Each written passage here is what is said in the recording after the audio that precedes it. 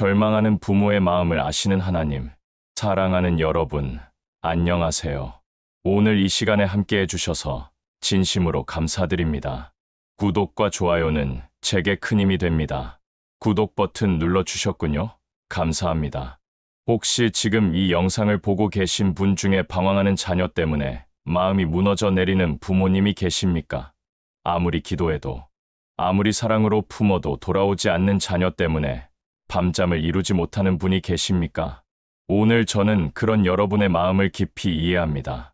왜냐하면 저 역시 그 길을 걸어왔기 때문입니다. 한때 저희 큰아들이 집을 나가서 6개월 동안 연락이 끊겼던 적이 있었습니다.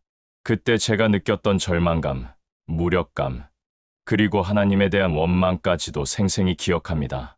새벽마다 무릎을 꿇고 울며 기도했습니다. 하나님, 제가 뭘 잘못했습니까?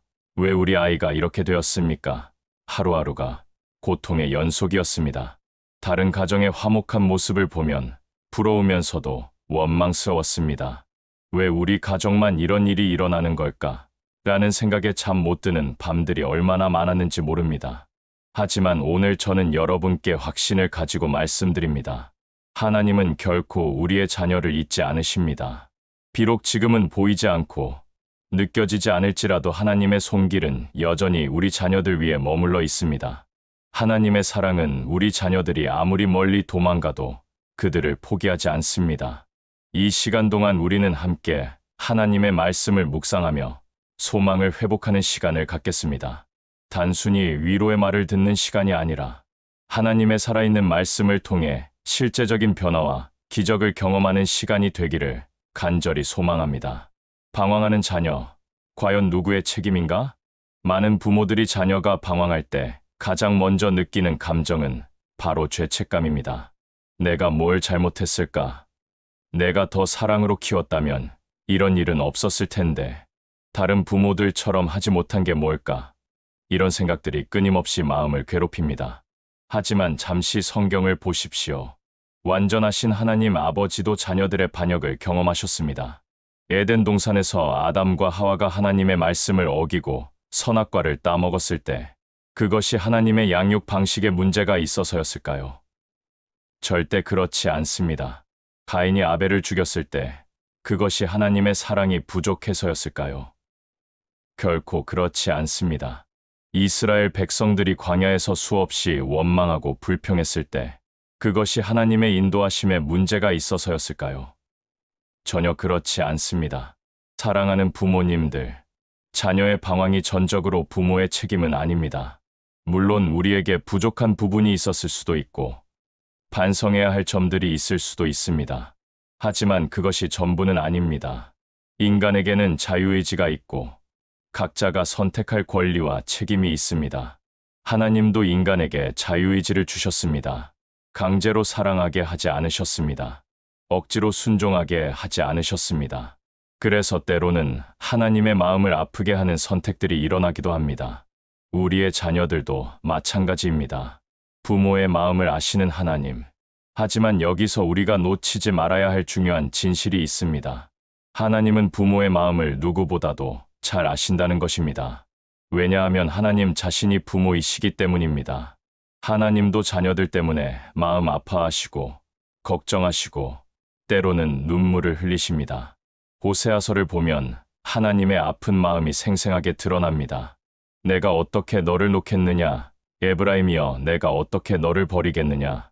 이스라엘이여 내가 어떻게 너를 아드마같이 놓겠느냐? 어떻게 너를 스보임같이 두겠느냐? 내 마음이 내 속에서 돌이키어 나의 긍휼이 온전히 부릴 듯하도다. 호세아 11장 8절. 이것이 바로 방황하는 자녀를 둔 부모의 마음입니다. 그리고 이것이 바로 하나님의 마음입니다. 하나님은 우리의 아픔을 아시고 우리의 눈물을 보시고 우리의 한숨을 들으십니다. 예수님도 예루살렘을 바라보시며 눈물을 흘리셨습니다. 예루살렘아 예루살렘아 선지자들을 죽이고 내게 파송된 자들을 돌로 치는 자여 암탉이 그 새끼를 날게 아래 모음같이 내가 내 자녀를 모으려 한 일이 몇 번이냐. 그러나 너희가 원하지 아니하였도다. 마태복음 23장 37절. 이것이 바로 방황하는 자녀를 품고 싶어 하시는 하나님의 마음입니다. 그리고 이것이 바로 우리 부모들의 마음이기도 합니다. 하나님의 시간표와 우리의 시간표. 방황하는 자녀를 둔 부모들이 가장 힘들어하는 것 중 하나는 시간의 문제입니다. 언제까지 기다려야 할까? 이 상황이 언제 끝날까? 내가 살아있는 동안 자녀가 돌아올 수 있을까? 이런 생각들이 끝없이 마음을 괴롭힙니다. 하지만 하나님의 시간표와 우리의 시간표는 다릅니다. 베드로후서 3장 8절에서 주께는 하루가 1000년 같고 1000년이 하루 같다고 말씀하십니다. 하나님은 영원 속에서 시간을 보시는 분입니다. 우리에게는 긴 시간으로 느껴지는 것들이 하나님에게는 한순간일 수 있습니다. 그리고 하나님은 결코 서두르지 않으십니다. 왜냐하면 하나님의 계획은 완벽하기 때문입니다. 때로는 우리가 보기에 너무 느린 것 같아도 하나님은 최적의 때를 기다리고 계십니다. 자녀의 마음이 완전히 준비될 때까지, 진정한 회개와 변화가 일어날 때까지 기다리고 계십니다. 탕자의 비유를 보십시오. 아버지는 아들이 집을 나간 후 매일 길끝에서 기다렸습니다. 하루도 빠짐없이 기다렸습니다. 그리고 아들이 돌아올 때까지 기다렸습니다. 아들이 스스로 돌아오기로 결정할 때까지 기다렸습니다. 하나님도 마찬가지입니다. 우리의 자녀들이 스스로 하나님께 돌아오기로 결정할 때까지 끝없이 기다리고 계십니다. 그리고 그 기다림의 시간 동안 결코 포기하지 않으시고 계속해서 역사하고 계십니다. 보이지 않는 곳에서 역사하시는 하나님. 많은 부모들이 하나님이 정말 우리 자녀를 돌보고 계시는 걸까? 라고 의심할 때가 있습니다. 특히 자녀가 더 나쁜 길로 빠져드는 것 같을 때, 더 멀어지는 것 같을 때 그런 생각이 듭니다. 하지만 하나님은 우리가 보지 못하는 곳에서도 계속 역사하고 계십니다. 때로는 자녀가 바닥까지 떨어져야 비로소 하나님을 찾게 되는 경우도 있습니다. 때로는 더 큰 고통을 통해서야 진정한 깨달음을 얻게 되는 경우도 있습니다. 요나를 생각해 보십시오. 하나님의 명령을 거부하고 다시스로 도망갔을 때 하나님은 큰 물고기를 준비하셨습니다. 요나에게는 그것이 재앙처럼 보였지만 실제로는 하나님의 구원의 계획이었습니다. 물고기 뱃속에서 사흘 동안 지내면서 요나는 비로소 하나님께 진정으로 회개했습니다. 우리의 자녀들도 마찬가지일 수 있습니다. 지금 겪고 있는 어려움들이 실제로는 하나님의 사랑의 징계일 수 있습니다. 히브리서 12장 6절에서 주께서 사랑하시는 자를 징계하시고 그가 받아들이시는 아들마다 채찍질하심이라고 말씀하십니다. 기도의 능력을 믿으십시오. 사랑하는 부모님들, 절대 기도를 포기하지 마십시오. 기도는 하나님의 마음을 움직이는 가장 강력한 도구입니다. 우리가 기도할 때 하나님의 능력이 우리 자녀들에게 임합니다. 야고보서 5장 16절에서 이인의 간구는 역사하는 힘이 크니라고 말씀하십니다. 부모의 기도에는 특별한 능력이 있습니다. 왜냐하면 부모의 사랑은 하나님의 사랑을 가장 닮았기 때문입니다. 모세의 어머니 요게벳을 생각해 보십시오.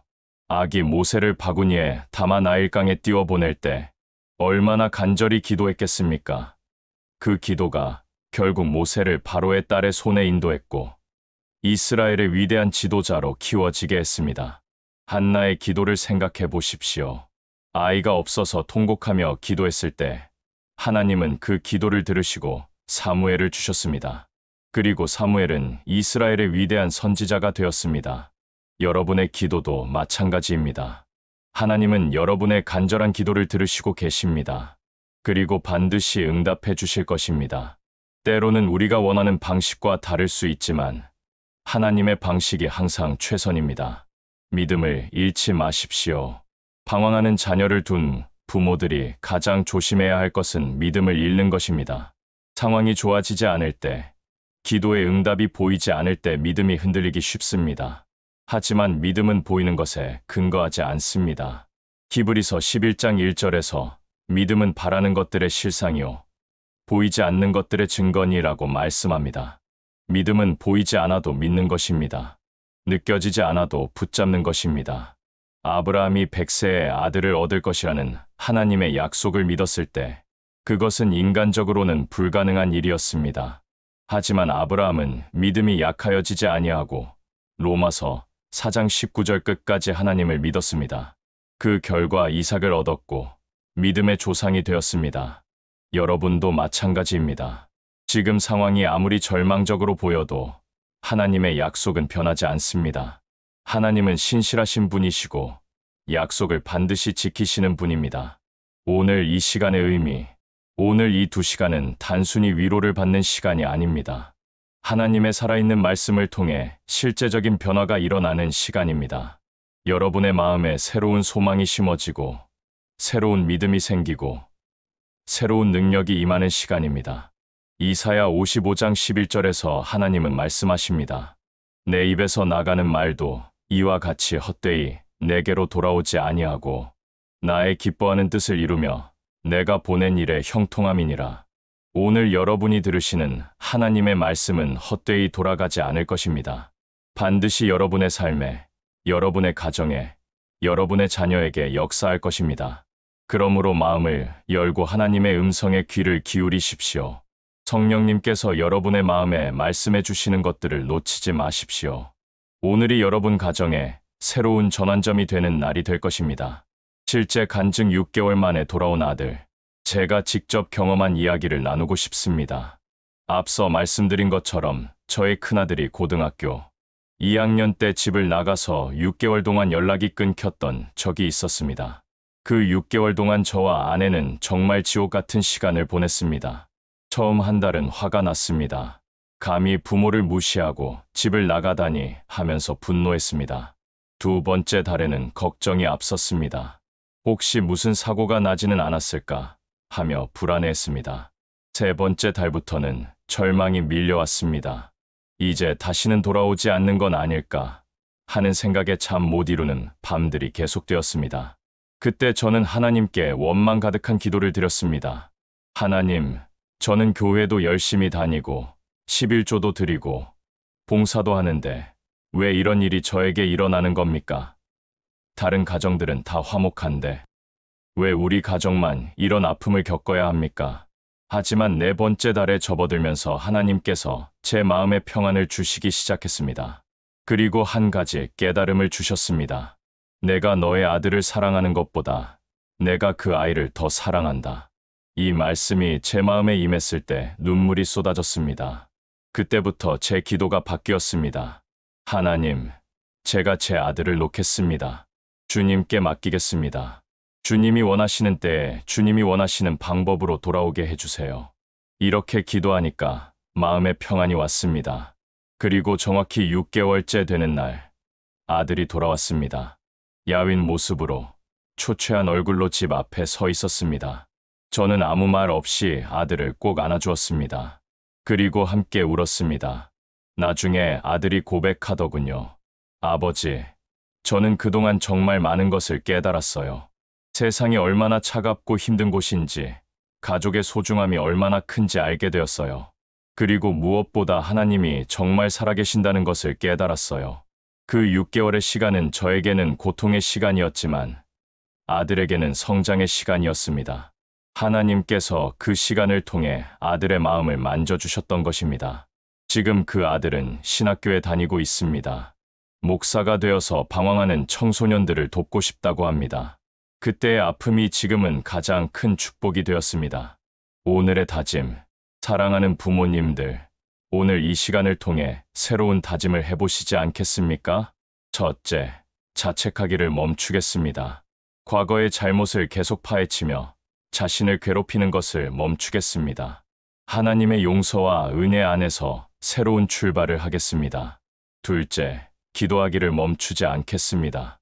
아무리 응답이 보이지 않아도, 아무리 상황이 나아지지 않아도 기도의 끈을 놓지 않겠습니다. 하나님의 때를 믿고 기다리겠습니다. 셋째, 믿음을 잃지 않겠습니다. 보이는 상황에 흔들리지 않고 하나님의 약속을 붙잡겠습니다. 하나님은 신실하시고 약속을 지키시는 분임을 믿겠습니다. 넷째, 사랑하기를 멈추지 않겠습니다. 자녀가 아무리 상처를 줘도, 아무리 실망시켜도 사랑하기를 멈추지 않겠습니다. 하나님이 우리를 사랑하시는 것처럼 조건 없는 사랑을 보여주겠습니다. 오늘 이 2시간이 여러분에게 새로운 전환점이 되기를 간절히 소망합니다. 하나님의 말씀이 여러분의 마음에 살아 역사하셔서 새로운 소망과 믿음을 주시기를 기도합니다. 그럼 이제 함께 하나님의 말씀을 묵상하는 시간을 갖겠습니다. 마음을 열고 성령님의 음성에 귀를 기울이시기 바랍니다. 두려움을 이기는 하나님의 약속, 사랑하는 여러분, 이제 함께 하나님의 말씀을 깊이 묵상하는 시간을 갖겠습니다. 첫 번째로 묵상할 말씀은 이사야 41장 10절입니다.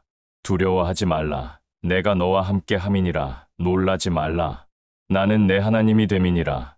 내가 너를 굳세게 하리라. 참으로 너를 도와주리라. 참으로 나의 의로운 오른손으로 너를 붙들리라. 이 말씀을 천천히 읽으면서 여러분의 마음에 어떤 느낌이 드시는지 잠시 멈춰서 생각해 보십시오. 하나님께서 방황하는 자녀를 둔 여러분에게 직접 말씀하고 계신다고 생각하면서 들어보십시오. 두려워하지 말라. 방황하는 자녀를 둔 부모의 마음에는 항상 두려움이 있습니다. 우리 아이가 지금 어디서 무엇을 하고 있을까?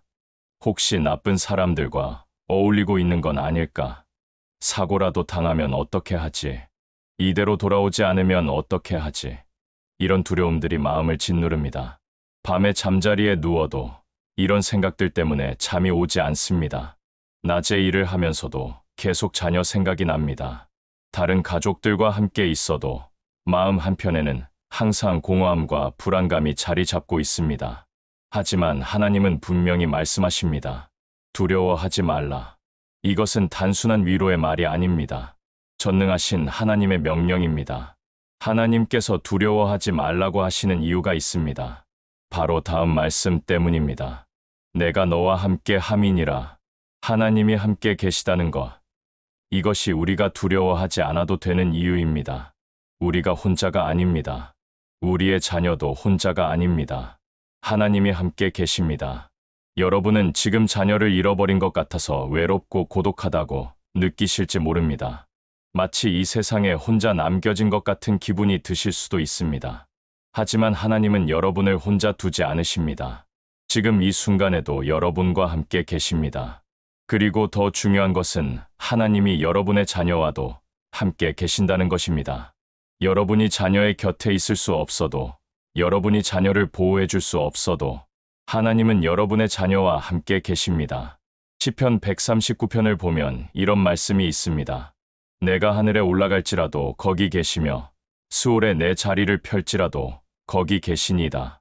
내가 새벽 날개를 치며 바다 끝에 가서 거주할지라도 거기서도 주의 손이 나를 인도하시며 주의 오른손이 나를 붙드시리이다. 여러분의 자녀가 아무리 멀리 가도 아무리 깊이 빠져도 하나님의 손이 미치지 않는 곳은 없습니다. 하나님의 사랑이 닿지 않는 곳은 없습니다. 놀라지 말라. 나는 내 하나님이 됨이니라. 여기서 놀라지 말라는 말은 당황하지 말라는 뜻입니다. 예상치 못한 일이 일어나도 상황이 더 나빠져도 당황하지 말라는 것입니다. 왜냐하면 하나님이 여러분의 하나님이시기 때문입니다. 하나님이 여러분의 하나님이라는 것은 무엇을 의미합니까? 그것은 하나님이 여러분에 대해 책임을 지신다는 뜻입니다. 여러분을 끝까지 돌보시겠다는 약속입니다. 여러분을 포기하지 않으시겠다는 다짐입니다. 이것은 개인적이고 친밀한 관계를 의미합니다. 하나님은 수많은 사람 중에 하나로 여러분을 보시는 것이 아닙니다. 여러분을 개별적으로, 특별하게 사랑하시고 돌보십니다. 그리고 이 관계는 여러분의 자녀에게까지 확장됩니다. 여러분이 하나님의 자녀라면 여러분의 자녀도 하나님의 손자, 손녀입니다. 하나님은 여러분의 가족 전체를 사랑하시고 돌보십니다. 내가 너를 굳세게 하리라. 방황하는 자녀를 둔 부모들은 종종 무력감을 느낍니다. 내가 뭘 할 수 있을까? 내가 어떻게 해야 아이를 돌아오게 할 수 있을까? 하면서 자신의 한계를 절감합니다.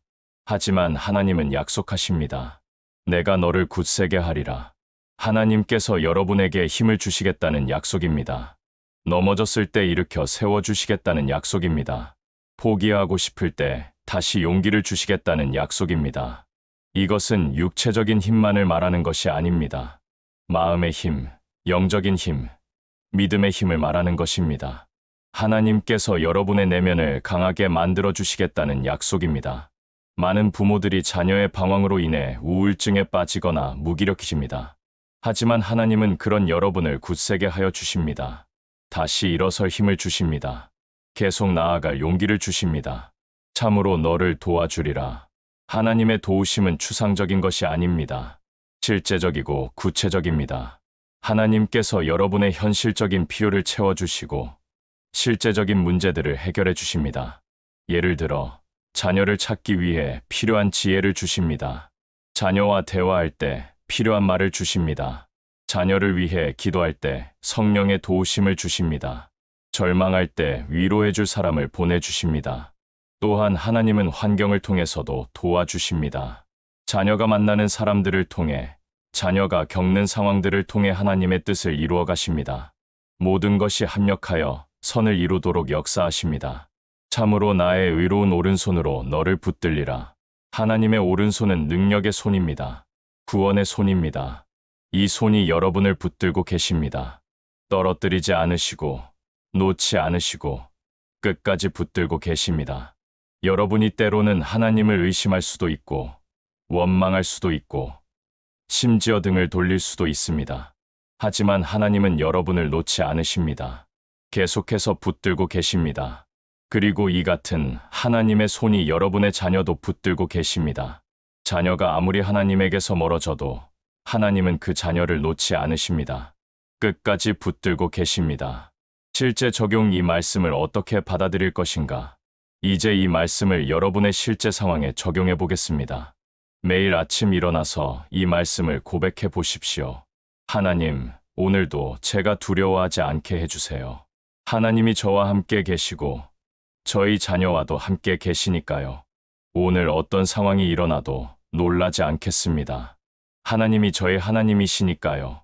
하나님께서 저를 굳세게 하여 주시고 도와주시고 붙들어 주시니까 감사합니다. 이런 고백을 매일 하다 보면 여러분의 마음에 평안이 임할 것입니다. 두려움이 사라지고 믿음이 생길 것입니다. 잠언 22장 6절 마땅히 행할 길을 아이에게 가르치라. 마땅히 행할 길을 아이에게 가르치라 그리하면 늙어도 그것을 떠나지 아니하리라. 이 말씀은 많은 부모들에게 위로가 되는 동시에 부담이 되는 말씀이기도 합니다. 위로가 되는 이유는 자녀를 잘 가르치면 늙어도 그 길을 떠나지 않는다는 약속 때문입니다. 하지만 부담이 되는 이유는 내가 과연 마땅한 길을 잘 가르쳤을까? 라는 의문 때문입니다. 특히 자녀가 방황할 때 많은 부모들이 이 말씀 때문에 더 큰 죄책감을 느낍니다. 내가 제대로 가르치지 못했나 보다. 내가 마땅한 길을 보여주지 못했나 보다라고 자책합니다. 하지만 이 말씀을 좀 더 깊이 들여다보면 다른 의미를 발견할 수 있습니다. 마땅히 행할 길이란 무엇인가? 여기서 마땅히 행할 길은 히브리어로 데렉인데 이것은 단순히 도덕적 교훈이나 행동 규범을 말하는 것이 아닙니다. 그보다는 그 아이 고유의 성향과 재능에 맞는 길을 말합니다. 즉, 이 말씀은 모든 아이를 똑같은 틀에 맞춰서 키우라는 뜻이 아니라 각 아이의 개성과 특성을 파악해서 그에 맞는 방향으로 인도하라는 뜻입니다. 하나님께서 각 아이에게 독특한 달란트와 성향을 주셨는데 부모의 역할은 그것을 발견하고 개발하도록 도와주는 것입니다. 부모의 기대나 욕심에 맞춰서 아이를 키우는 것이 아니라 하나님의 계획에 맞춰서 아이를 키우는 것입니다. 그리하면 늙어도 그것을 떠나지 아니하리라. 이 부분에서 그것이 가리키는 것은 무엇일까요? 단순히 부모가 가르친 교훈들일까요? 아니면 더 깊은 의미가 있을까요? 여기서 그것은 하나님을 향한 마음, 하나님과의 관계를 의미합니다. 부모가 자녀에게 가장 중요하게 가르쳐야 할 것은 지식이나 기술이 아니라 하나님을 사랑하고 의지하는 마음입니다. 그런데 여기서 중요한 것은 떠나지 아니하리라는 표현입니다. 이것은 한 번도 벗어나지 않는다는 뜻이 아닙니다. 히브리어 원문을 보면 최종적으로는 돌아온다는 의미입니다. 즉, 아이가 성장하면서 잠시 그 길에서 벗어날 수도 있지만 결국에는 다시 돌아온다는 뜻입니다. 이것이 바로 방황하는 자녀를 둔 부모들에게 주시는 하나님의 약속입니다. 탕자의 비유와 잠언 22장 6절. 예수님이 들려주신 탕자의 비유를 생각해 보십시오. 탕자는 분명히 아버지에게서 좋은 교육을 받았을 것입니다. 하지만 그는 아버지를 떠나 먼 나라로 가서 방탕한 생활을 했습니다. 그때 아버지가 내가 교육을 잘못했나 보다라고 자책했을까요? 아니면 저 아이는 이제 끝장이야 라고 포기했을까요? 전혀 그렇지 않습니다. 아버지는 아들이 돌아올 것을 믿고 매일 기다렸습니다. 그리고 결국 아들은 돌아왔습니다. 아버지의 사랑과 교육이 아들의 마음 깊은 곳에 남아 있었기 때문입니다. 아들이 가장 어려운 순간에 떠올린 것은 아버지의 집이었습니다. 이것이 바로 잠언 22장 6절의 약속입니다. 부모가 사랑으로 하나님의 길을 가르쳤다면 자녀가 잠시 그 길에서 벗어날 수는 있어도 결국에는 돌아올 것입니다. 자책하지 마십시오. 많은 부모들이 자녀가 방황할 때 자신의 과거를 돌아보며 자책합니다. 그때 더 사랑해줄 걸, 그때 더 대화할 걸, 그때 화내지 말 걸 하면서 후회합니다. 물론 반성은 필요합니다. 부족했던 점들을 인정하고 회개하는 것은 중요합니다. 하지만 과도한 자책은 도움이 되지 않습니다. 오히려 현재의 상황을 해결하는 데 방해가 됩니다. 하나님은 완벽한 부모를 요구하지 않으십니다. 사랑하는 부모, 최선을 다하는 부모를 원하십니다. 여러분이 자녀를 사랑하는 마음으로 키웠다면 그것으로 충분합니다. 지금도 늦지 않았습니다. 혹시 이제 늦었다라고 생각하시는 분이 계십니까? 이미 자녀가 다 커버렸는데 지금 뭘 할 수 있겠나라고 포기하고 계십니까? 절대 그렇지 않습니다. 하나님의 은혜에는 때가 없습니다. 지금이라도 진심으로 사랑한다는 것을 보여주면 됩니다. 지금이라도 하나님의 사랑을 전해주면 됩니다. 무엇보다 중요한 것은 기도입니다. 비록 자녀가 곁에 없어도, 비록 연락이 되지 않아도, 기도를 통해서는 언제든지 자녀에게 다가갈 수 있습니다. 기도는 시간과 공간을 초월합니다. 실제 간증 40세에 돌아온 아들, 제가 아는 한 어머니의 이야기입니다. 그분의 아들은 20세에 집을 나가서 20년 동안 연락이 끊어졌습니다. 그동안 그 어머니는 매일 아들을 위해 기도했습니다. 아들의 빈 방을 그대로 두고 매일 그 방을 청소했습니다. 주변 사람들은 이제 포기하라고 했습니다. 20년이나 지났는데 무슨 소용이냐고 했습니다. 하지만 그 어머니는 포기하지 않았습니다. 잠언 22장 6절의 약속을 믿고 기다렸습니다. 그리고 정말로 아들이 40세가 되던 해에 돌아왔습니다. 세상에서 많은 것을 경험하고 많은 실패를 겪고 나서야 어머니의 사랑을 깨달았다고 했습니다. 그리고 어머니가 가르쳐준 하나님의 사랑을 다시 받아들였습니다. 지금 그 아들은 교회에서 열심히 신앙생활을 하고 있습니다. 그리고 자신과 같은 처지에 있는 사람들을 돕는 사역을 하고 있습니다. 오늘의 기도, 하나님, 잠언 22장 6절의 약속을 믿습니다. 제가 사랑으로 가르친 것들이 저희 자녀의 마음 깊은 곳에 심어져 있다는 것을 믿습니다. 비록 지금은 그 길에서 벗어나 있을지라도 결국에는 돌아올 것을 믿습니다. 주님, 그날까지 믿음을 잃지 않게 해주세요. 시편 119장 105절 주의 말씀은 내 발의 등이요 내 길의 빛이니이다. 주의 말씀은 내 발의 등이요 내 길의 빛이니이다. 이 말씀은 하나님의 말씀이 우리 삶에서 어떤 역할을 하는지 명확하게 보여줍니다. 등불과 빛의 역할을 합니다. 등불의 역할, 등불은 가까운 곳을 비춥니다. 발걸음을 비춰서 넘어지지 않게 하고 안전하게 걸어갈 수 있게 합니다. 하나님의 말씀도 마찬가지입니다. 당장 눈앞의 상황에서 어떻게 해야 할지 알려줍니다. 방황하는 자녀를 둔 부모에게 하나님의 말씀은 바로 이런 등불 역할을 합니다. 지금 어떻게 해야 할까? 자녀에게 어떤 말을 해야 할까? 어떻게 기도해야 할까? 이런 일상적인 질문들에 대한 답을 주십니다. 빛의 역할. 빛은 더 넓은 범위를 비춥니다. 앞으로 가야 할 방향을 보여주고 전체적인 길을 알려줍니다.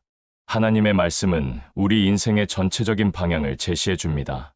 자녀의 방황이라는 현재 상황을 넘어서 하나님의 더 큰 계획을 보여줍니다. 지금의 고통이 결국 어떤 의미가 있는지, 이 모든 과정이 어떤 결과로 이어질 것인지 알려줍니다. 방황하는 자녀에게도 필요한 빛. 그런데 이 말씀에서 우리가 놓치지 말아야 할 점이 있습니다.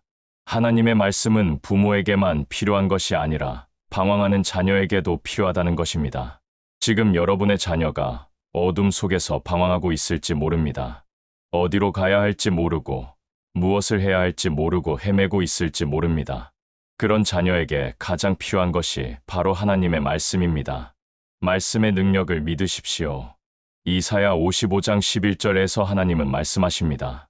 내 입에서 나가는 말도 이와 같이 헛되이 내게로 돌아오지 아니하고 나의 기뻐하는 뜻을 이루며 내가 보낸 일에 형통함이니라.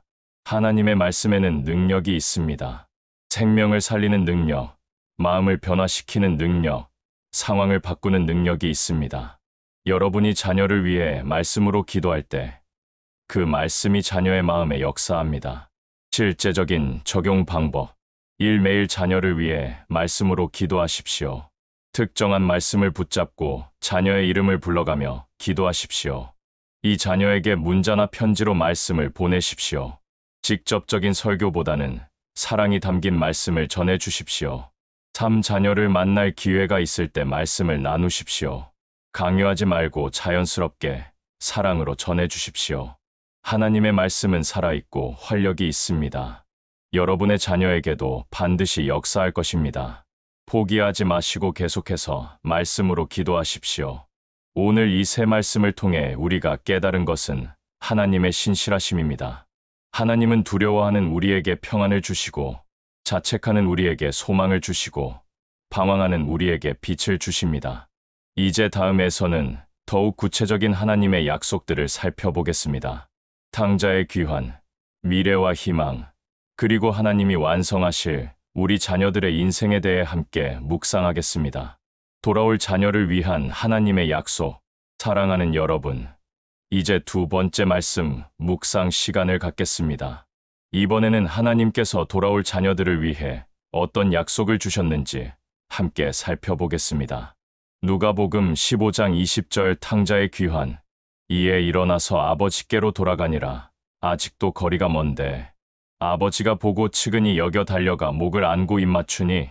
이 말씀은 예수님께서 직접 들려주신 탕자의 비유 중 가장 감동적인 부분입니다. 많은 부모들이 이 말씀을 읽으면서 눈물을 흘립니다. 왜냐하면 이것이 바로 자신들의 마음을 정확히 표현하고 있기 때문입니다. 탕자는 왜 집을 떠났을까요? 탕자의 이야기를 자세히 보면 그가 집을 떠난 이유가 명확하게 나와 있지 않습니다.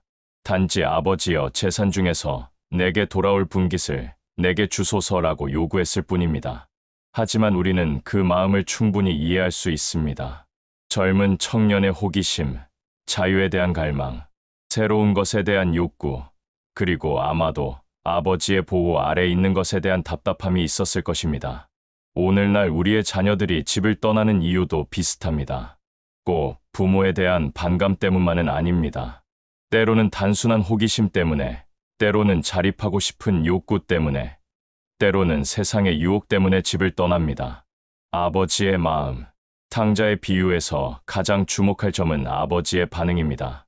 아들이 재산을 요구했을 때 아버지는 화를 내지 않았습니다. 말리지도 않았습니다. 그냥 아들이 원하는 대로 해주었습니다. 이것이 쉬운 일이었을까요? 절대 그렇지 않습니다. 아버지는 아들이 집을 떠나면 어떤 일이 일어날지 충분히 예상할 수 있었습니다. 하지만 그래도 아들을 보내주었습니다. 왜 그랬을까요? 그것은 진정한 사랑이 자유를 주는 것이기 때문입니다. 강제로 붙잡아 두는 것은 사랑이 아닙니다. 진정한 사랑은 상대방의 선택을 존중해 주는 것입니다. 하나님도 마찬가지이십니다. 하나님은 우리를 강제로 사랑하게 하지 않으십니다. 억지로 순종하게 하지 않으십니다. 자유의지를 주시고 우리가 스스로 선택하도록 하십니다. 방탕한 생활과 그 결과. 탕자는 먼 나라에 가서 방탕한 생활로 재산을 허비했습니다.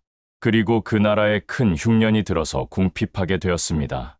결국 돼지를 치는 일까지 하게 되었는데 이것은 유대인에게는 최고의 수치였습니다. 이 부분을 읽을 때 많은 부모들이 마음 아파합니다. 우리 아이도 지금 이런 고생을 하고 있는 건 아닐까 하는 걱정이 듭니다. 하지만 여기서 중요한 것은 이 고생이 헛된 것이 아니라는 점입니다. 탕자가 겪은 고생은 그를 아버지께로 돌아가게 만드는 계기가 되었습니다. 만약 그가 먼 나라에서 계속 잘 살았다면 아버지를 그리워했을까요? 아마 그렇지 않았을 것입니다. 때로는 고난이 축복입니다. 때로는 실패가 은혜입니다. 하나님께서 우리의 자녀들이 겪는 어려움을 통해서 그들을 하나님께로 돌아오게 하실 수 있습니다. 이에 스스로 돌이켜 이르되 탕자의 이야기에서 가장 중요한 전환점은 스스로 돌이켜라는 부분입니다. 아무도 강요하지 않았는데 스스로 깨달았습니다. 스스로 반성했습니다. 스스로 결정했습니다. 내 아버지의 품꾼들도 양식이 풍족하거늘 나는 여기서 줄여 죽는구나. 내가 일어나 아버지께 가서 이르기를 아버지, 내가 하늘과 아버지께 죄를 지었사오니 지금부터는 아버지의 아들이라 일컬음을 감당하지 못하겠나이다. 나를 품꾼의 하나로 보소서 하리라. 이것이 바로 진정한 회개입니다. 억지로 하는 회개가 아니라 마음에서 우러나오는 회개입니다. 이런 회개가 있어야 진정한 변화가 일어납니다. 아직도 거리가 먼데 아버지가 보고 탕자가 집으로 향해 걸어오고 있을 때 아직 거리가 멀었는데도 아버지가 그를 발견했습니다. 이것은 무엇을 의미할까요? 아버지가 매일 아들을 기다리며 먼 길을 바라보고 있었다는 뜻입니다. 아들이 집을 떠난 후 아버지는 매일 같은 자리에서 같은 방향을 바라보며 아들을 기다렸습니다. 비가 와도, 눈이 와도, 더워도, 추워도 그 자리를 지켰습니다. 그래서 아들이 아직 멀리 있을 때도 발견할 수 있었습니다. 이것이 바로 하나님의 마음입니다. 하나님은 방황하는 우리 자녀들을 매일 기다리고 계십니다. 포기하지 않으시고 끝까지 기다리고 계십니다. 그리고 이것이 바로 우리 부모들의 마음이기도 합니다. 아무리 오래 기다려도, 아무리 상처를 받아도 자녀를 기다리는 마음은 변하지 않습니다. 측은히 여겨 달려가 목을 안고 입 맞추니 아버지의 반응이 놀랍습니다. 아들이 무슨 말을 하는지 듣기도 전에 달려가서 안아주었습니다. 아들이 회개의 말을 다 하기도 전에 용서해 주었습니다. 측은히 여겨라는 말은 헬라어로 스플랑크니조마이인데 이것은 창자가 끊어질 듯한 동정심을 의미합니다. 아버지는 초라한 아들의 모습을 보고 마음이 아팠습니다. 화가 난 것이 아니라 안타까워했습니다. 그리고 달려가라는 표현도 중요합니다. 당시 중동 지역에서 나이 든 사람이 달리는 것은 체면을 손상시키는 일이었습니다. 하지만 아버지는 체면을 차리지 않았습니다.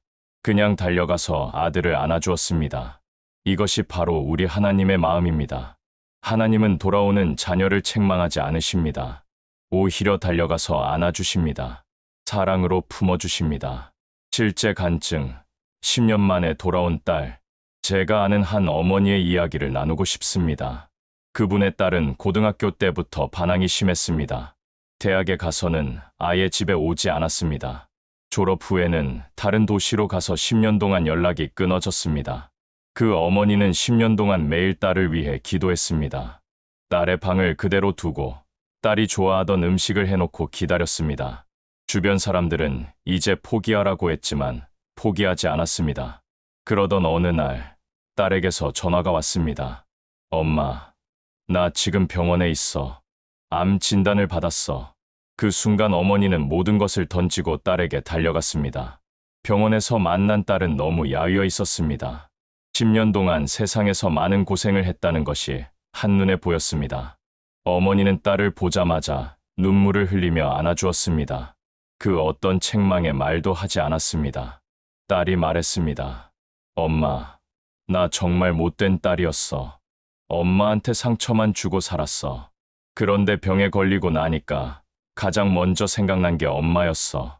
엄마가 나를 받아줄까 싶어서 전화하기가 무서웠어. 어머니는 대답했습니다.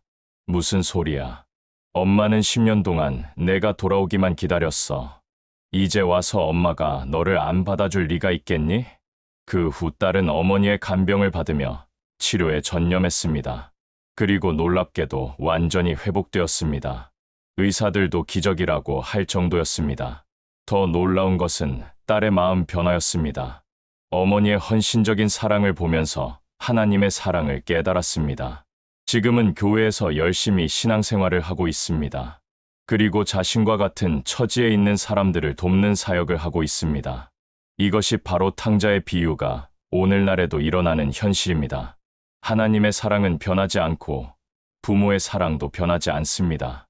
예레미야 29장 11절 미래와 희망을 주시는 하나님, 여호와의 말씀이니라. 너희를 향한 나의 생각을 내가 아나니 평안이요 재앙이 아니니라 너희에게 미래와 희망을 주는 것이니라. 이 말씀은 바벨론의 포로로 끌려간 이스라엘 백성들에게 주신 하나님의 약속입니다. 절망적인 상황에서 주신 희망의 메시지입니다. 하나님의 생각, 너희를 향한 나의 생각을 내가 아나니라는 말씀에서 중요한 것은 하나님께서 우리를 향한 구체적인 계획을 가지고 계신다는 것입니다. 그냥 막연한 선의가 아니라 분명한 목적과 계획이 있습니다. 방황하는 자녀를 둔 부모들은 종종 하나님이 우리 가정을 잊으신 것 같다고 느낍니다. 하나님이 우리를 사랑하신다면 왜 이런 일이 일어나는가라고 의문을 갖습니다. 하지만 하나님은 말씀하십니다. 나는 너희를 향한 나의 생각을 안다. 하나님께는 우리가 모르는 더 큰 그림이 있습니다. 우리가 보는 것은 현재의 한 부분이지만 하나님은 전체를 보고 계십니다. 평안이요, 재앙이 아니니라. 하나님의 계획은 평안을 위한 것이지 재앙을 위한 것이 아닙니다. 지금 겪고 있는 고통이 하나님의 최종 목적은 아닙니다. 하나님은 궁극적으로 우리에게 평안을 주시기 원하십니다. 자녀의 방황으로 인한 현재의 고통이 하나님의 징벌이라고 생각하지 마십시오. 오히려 더 큰 평안을 위한 과정일 수 있습니다. 하나님은 이 모든 것을 통해서라도 우리 가정에 참된 평안을 주시고자 하십니다. 미래와 희망. 히브리어 원문에서 미래는 아하리트이고 희망은 티크바입니다. 아하리트는 단순히 시간적인 미래가 아니라 최종적인 결과, 궁극적인 목적지를 의미합니다. 티크바는 기대, 소망을 의미합니다. 즉, 하나님께서는 우리에게 최종적으로 좋은 결과를 주시겠다고 약속하십니다. 그리고 그 과정에서 소망을 잃지 않게 해주시겠다고 약속하십니다. 방황하는 자녀를 둔 부모들에게 이 말씀은 특별한 의미가 있습니다. 지금의 상황이 최종 결과가 아닙니다. 하나님께서는 우리 자녀들에게도 좋은 미래와 희망을 준비하고 계십니다. 구체적인 적용. 일매일 이 말씀을 고백하십시오. 하나님, 저희 자녀를 향한 주님의 생각이 평안이요, 재앙이 아님을 믿습니다. 저희 자녀에게 미래와 희망을 주실 것을 믿습니다. 이 현재의 어려움을 영원한 것으로 보지 마십시오. 이것은 지나가는 과정입니다. 참 하나님의 더 큰 계획을 신뢰하십시오. 우리가 이해할 수 없는 부분이 있어도 하나님의 선하신 뜻을 믿으십시오. 빌립보서 16 하나님이 완성하실 인생. 너희 안에서 착한 일을 시작하신 이가 그리스도 예수의 날까지 이를 완성하실 줄을 우리는 확신하노라. 이 말씀은 바울이 빌립보 교회 성도들에게 쓴 편지의 한 부분입니다. 하지만 이 말씀은 모든 그리스도인들에게 적용되는 놀라운 약속입니다. 착한 일을 시작하신 이, 여기서 착한 일은 구원의 역사를 말합니다. 하나님께서 우리를 구원하시고 우리 안에 새 생명을 주시고 우리를 변화시키기 시작하신 일을 말합니다. 여러분의 자녀도 마찬가지입니다. 하나님께서 여러분의 자녀 안에서 착한 일을 시작하셨습니다. 비록 지금은 그것이 보이지 않을지라도 하나님의 손길이 여러분의 자녀 위에 있습니다. 어떤 부모들은 우리 아이는 아직 구원받지 못했다고 생각합니다. 하지만 하나님의 역사는 우리가 보는 것보다 훨씬 넓고 깊습니다.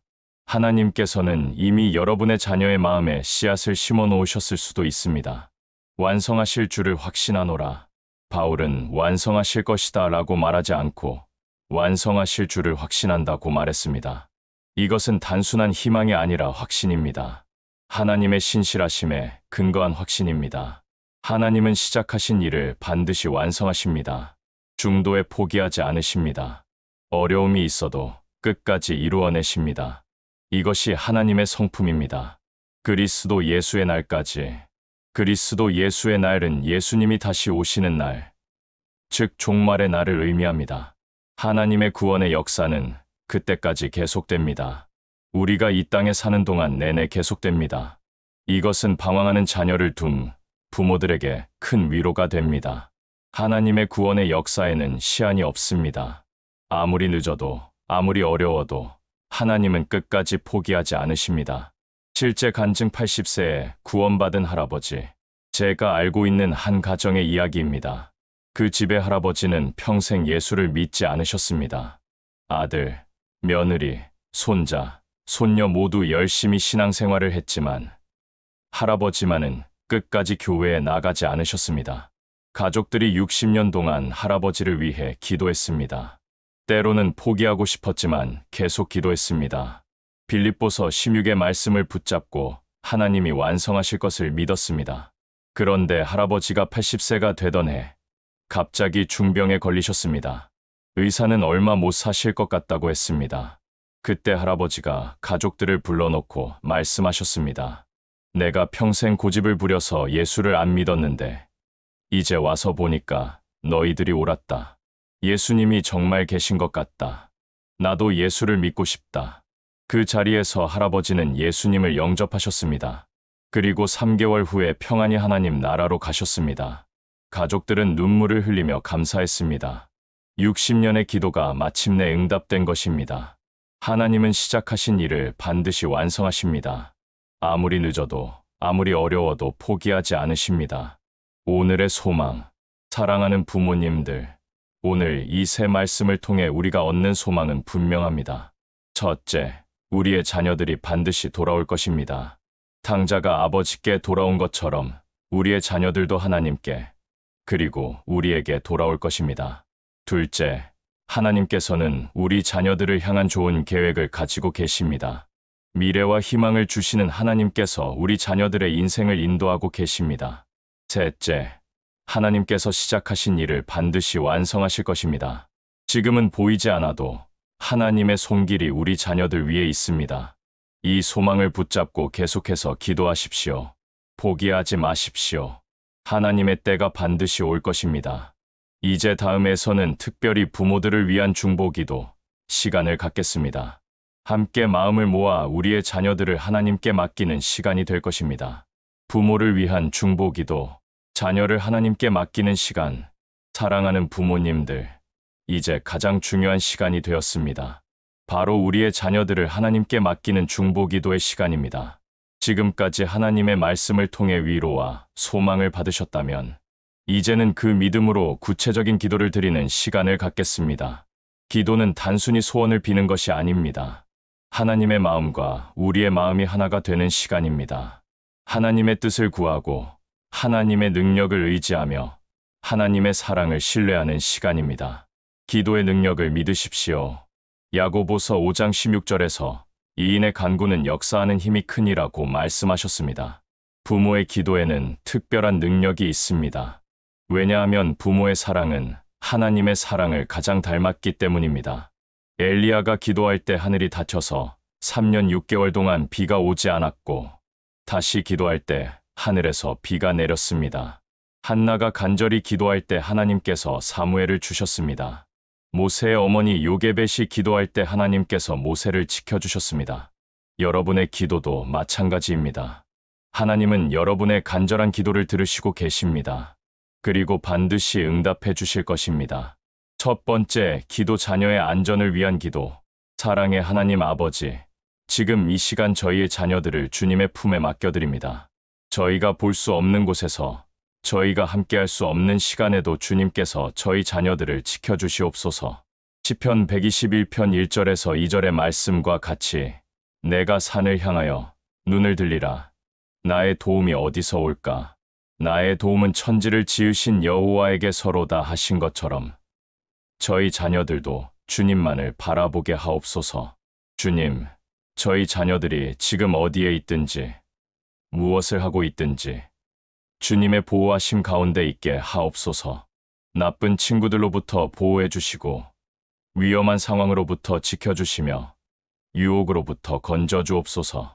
저희 자녀들의 발걸음을 인도하시고 잘못된 길로 빠지지 않게 하옵소서. 설령 잘못된 길로 가더라도 다시 돌이킬 수 있는 기회를 주시옵소서. 특별히 저희 자녀들의 마음을 지켜주옵소서. 절망하지 않게 하시고 자포자기하지 않게 하시며 극단적인 선택을 하지 않게 하옵소서. 언제나 희망을 품고 살 수 있게 하옵소서. 주 예수님의 이름으로 기도드립니다. 아멘. 잠시 묵상의 시간을 갖겠습니다. 여러분의 자녀가 지금 안전한 곳에 있다고 믿으시며 하나님께서 보호해 주시고 계신다는 확신을 가지십시오. 두 번째, 기도 자녀의 마음을 위한 기도. 전능하신 하나님, 저희 자녀들의 마음을 만져주시옵소서.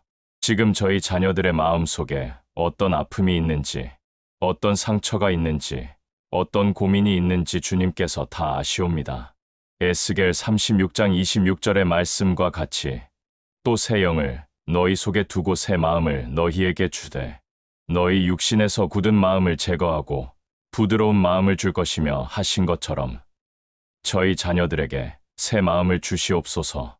완악하고 굳어진 마음을 부드럽게 하시고 하나님을 향한 마음, 가족을 향한 마음, 사랑을 받고 사랑할 수 있는 마음을 회복시켜 주시옵소서. 저희 자녀들이 지금 외롭다고 느끼고 있을지 모르지만 주님께서 함께 계시다는 것을 알게 하옵소서. 아무도 자신을 사랑하지 않는다고 생각할지 모르지만 주님의 사랑과 저희 부모의 사랑이 변하지 않는다는 것을 깨닫게 하옵소서.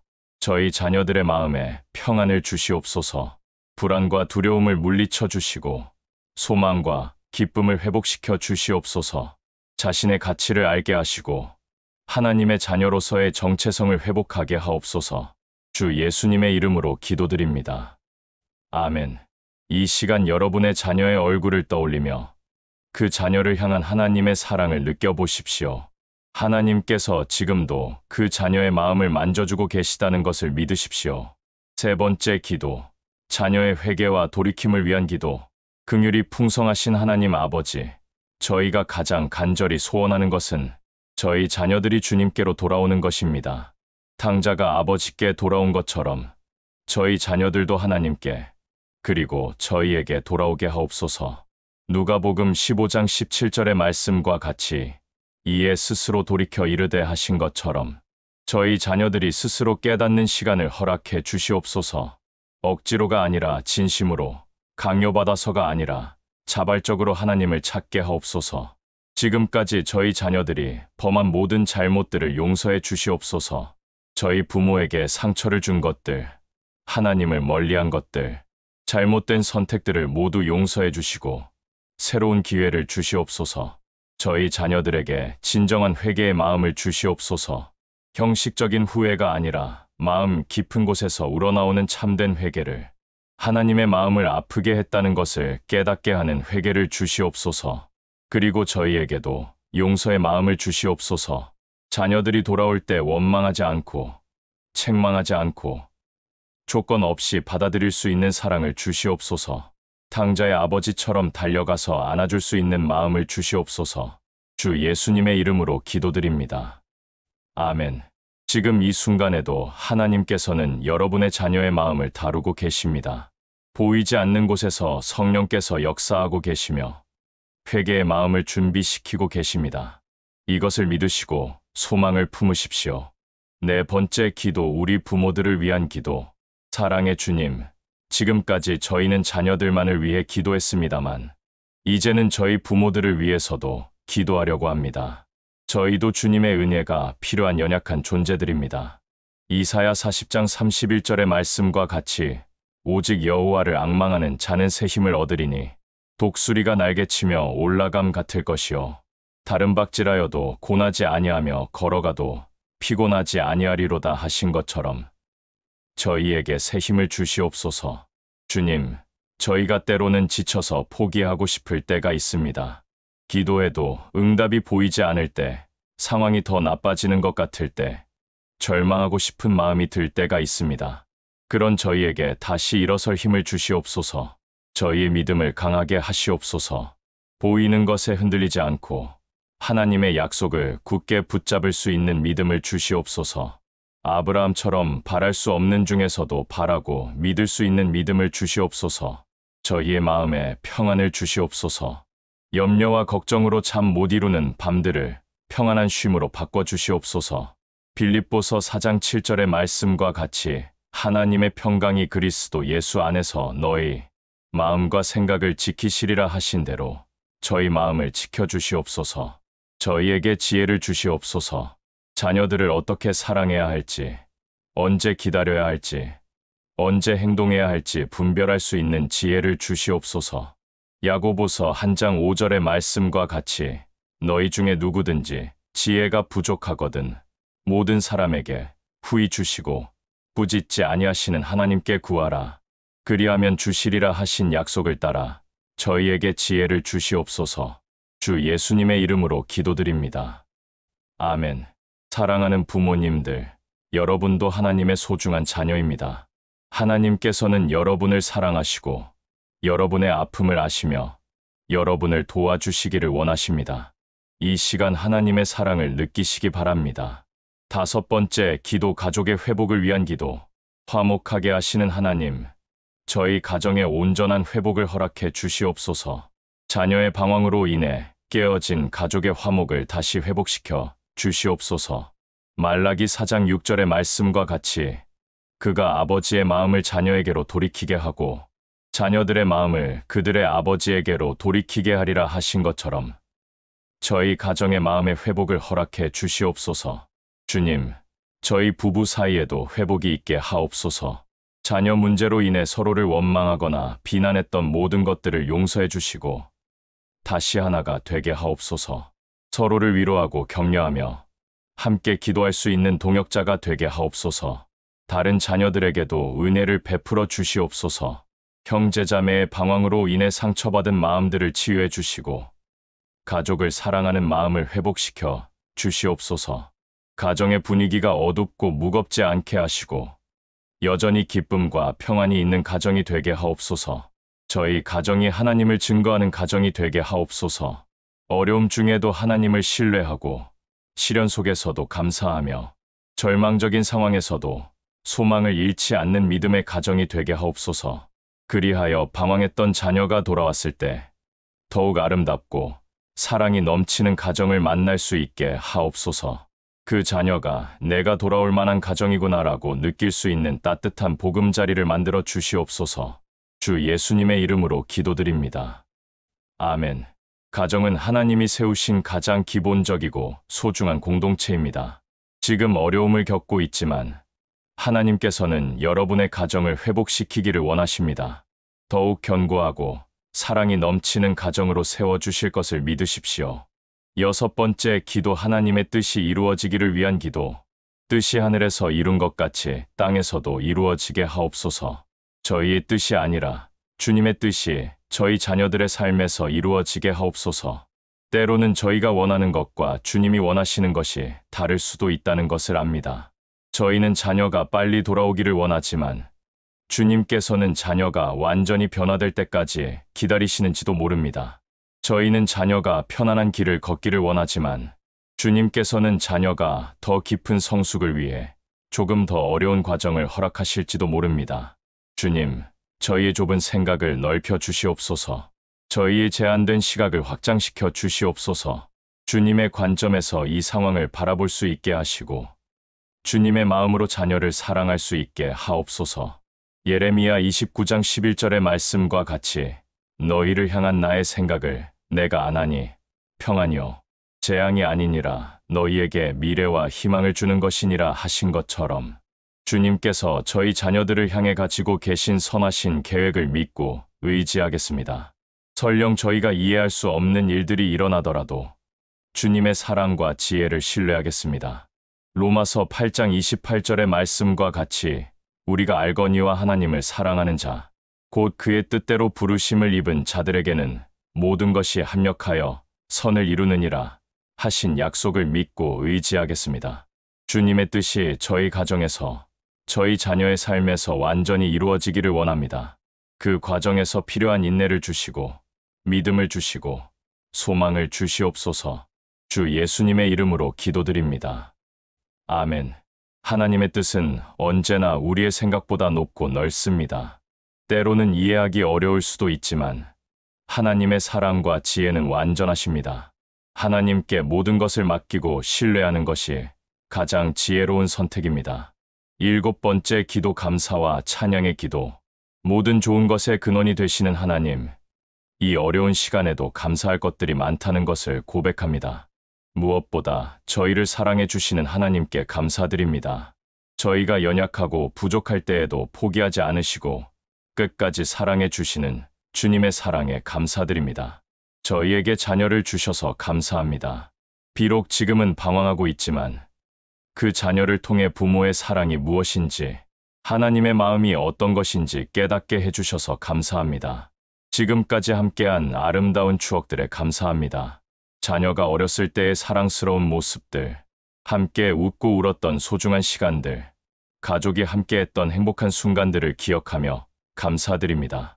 이 시련을 통해 더욱 깊어진 믿음에 감사합니다. 평안할 때는 몰랐던 하나님의 사랑을, 순탄할 때는 경험하지 못했던 하나님의 신실하심을 알게 해주셔서 감사합니다. 저희를 위해 기도해주는 성도들에게 감사합니다.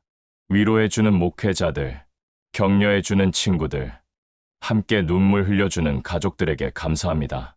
무엇보다 아직 이루어지지 않았지만 반드시 이루어질 회복을 미리 감사드립니다.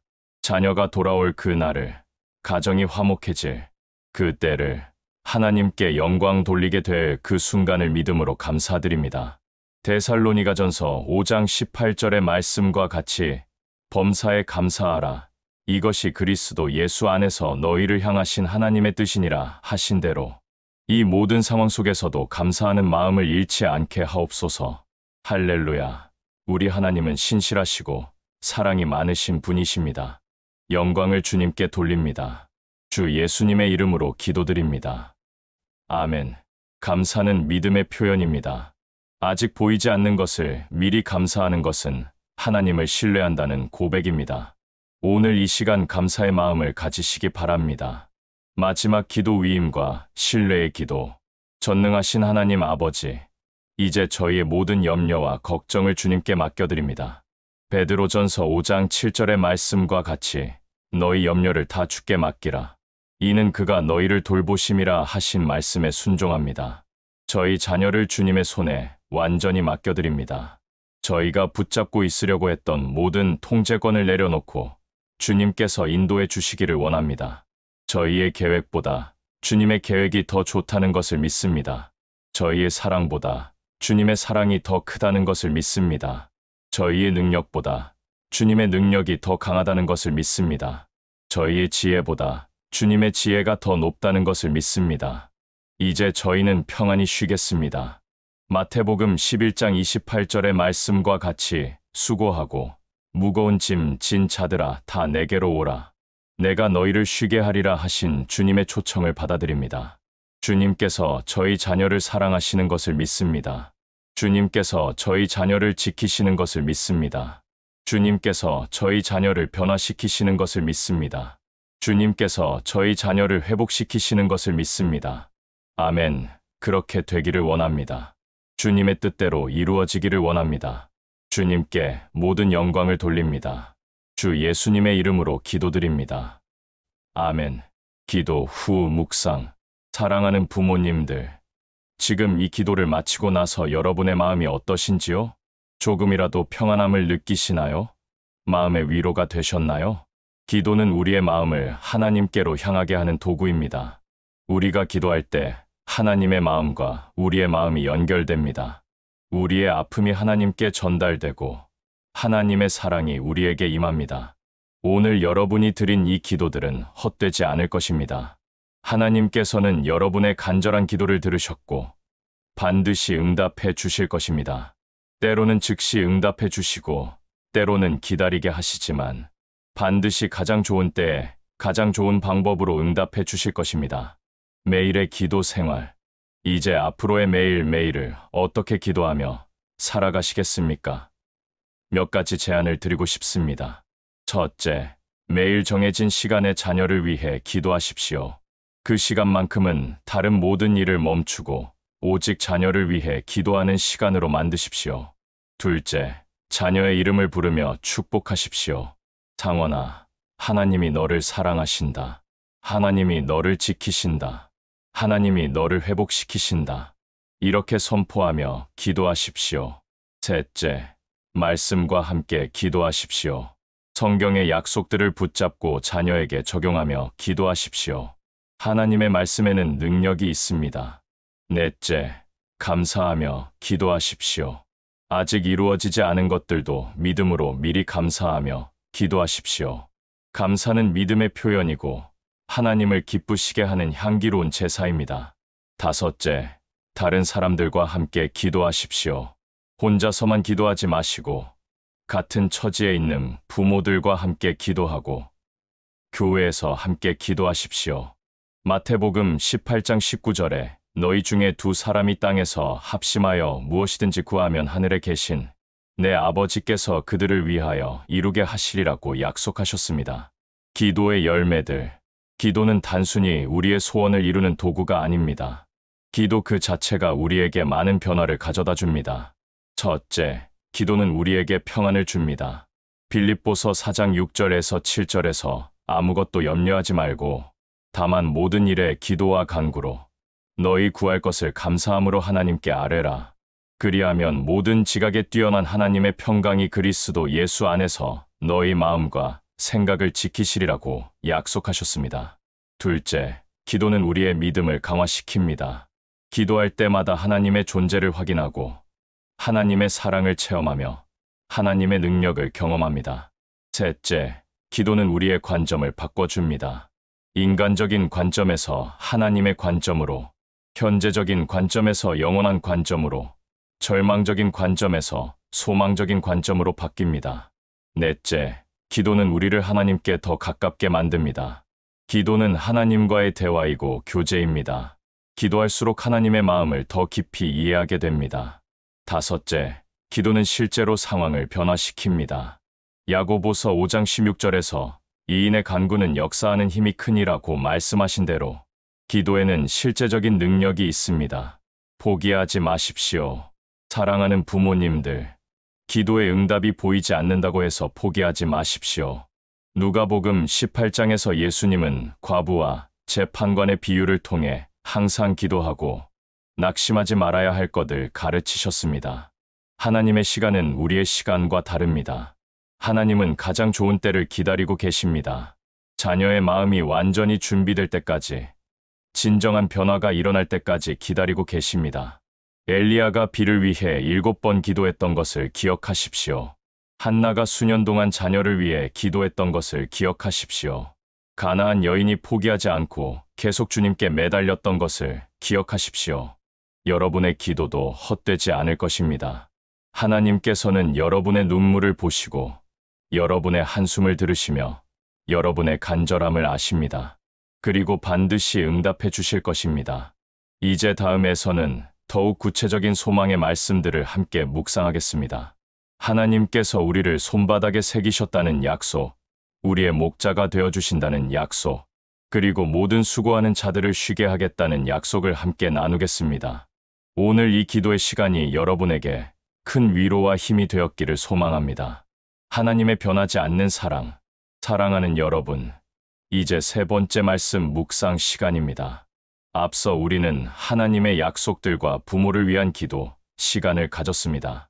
이제는 하나님의 변하지 않는 사랑에 대해 깊이 묵상하는 시간을 갖겠습니다. 아무리 절망적인 상황에서도, 아무리 자녀가 멀리 떠나 있어도 하나님의 사랑만은 절대로 변하지 않는다는 확신을 주는 말씀들입니다. 이사야 49장 15절에서 16절. 내가 너를 내 손바닥에 새겼다. 여인이 어찌 그 젖먹는 자식을 잊겠으며 자기 태에서 난 아들을 긍휼히 여기지 않겠느냐. 그들은 혹시 잊을지라도 나는 너를 잊지 아니할 것이라 보라. 내가 너를 내 손바닥에 새겼고 너의 성벽이 항상 내 앞에 있나니. 이 말씀은 하나님의 사랑의 깊이와 확실성을 보여주는 가장 아름다운 구절 중 하나입니다. 특히 방황하는 자녀를 둔 부모의 마음에 깊은 위로를 주는 말씀입니다. 어머니의 사랑과 하나님의 사랑. 하나님께서는 당신의 사랑을 설명하시기 위해 세상에서 가장 강하고 순수한 사랑인 어머니의 사랑을 예로 드셨습니다. 여인이 어찌 그 젖먹는 자식을 잊겠으며 자기 태에서 난 아들을 긍휼히 여기지 않겠느냐. 어머니의 사랑은 조건이 없습니다. 자녀가 아무리 잘못해도, 아무리 상처를 줘도 어머니의 사랑은 변하지 않습니다. 자녀가 성공하든 실패하든 순종하든 반항하든 어머니의 사랑은 한결같습니다. 특히 젖먹는 자식이라는 표현이 중요합니다.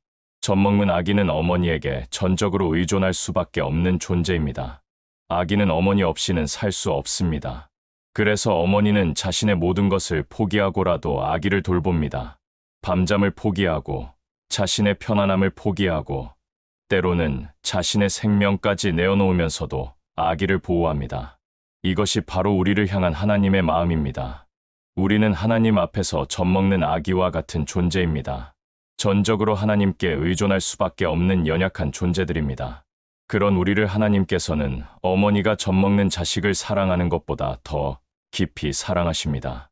그들은 혹시 잊을지라도, 그런데 하나님께서는 놀라운 말씀을 하십니다. 그들은 혹시 잊을지라도 어머니가 자식을 잊을 수도 있다는 것입니다. 이것이 가능한 일일까요? 현실적으로는 매우 드문 일이지만 불가능한 일은 아닙니다. 세상에는 자녀를 버리는 어머니들도 있고 자녀를 학대하는 어머니들도 있습니다. 정신적인 질병이나 극도의 스트레스로 인해 모성 본능을 잃어버리는 경우도 있습니다. 하지만 여기서 하나님이 말씀하시고자 하는 것은 그런 극단적인 경우를 말하는 것이 아닙니다. 오히려 설령 불가능해 보이는 일이 일어나더라도 라는 의미입니다. 즉, 어머니가 자식을 잊는 것이 불가능해 보이지만 만약 그런 일이 일어난다 하더라도 라는 뜻입니다. 나는 너를 잊지 아니할 것이라. 그리고 하나님은 선언하십니다. 나는 너를 잊지 아니할 것이라. 이것은 단순한 약속이 아니라 하나님의 본성에 대한 선언입니다.